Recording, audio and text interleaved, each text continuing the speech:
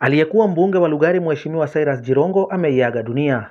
Kwa mujibu wa taarifa kutoka kwa aila yake kwa vyombo vya habari, Jirongo alihusika katika ajali mbaya huko Karai kwenye barabara kuu ya kutoka Nairobi kuelekea Nakuru.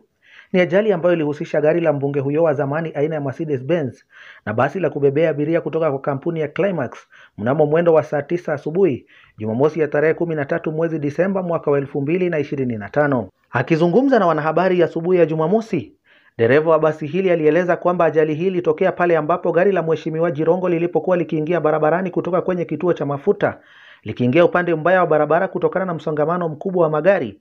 Matokeo yake yakiwa ni kugongana ana kwa gari hili na basi, na hivyo kupelekea mauko ya Jirongo. Mimi naitwa Tilas Kamau Mengi. Mimi ni dereva wa Climax Coaches Bus. Nimefanyia Climax Coaches miaka 8. Na ile ilitokea usiku ya leo, ilitokea accident mbali ya basi yangu na Mercedes. Mercedes ilikuwa inatoka kwa mafuta petrol station, na mimi natoka Nairobi nikienda Busia. Mercedes wakati aliingia kwa hakugifwe, aliingia kwa mafuta kwa barabara na akaona pande yake gari zimeweka jamu. Akaamua kuja penye niko, tukakutana kichwa na kichwa na yeye.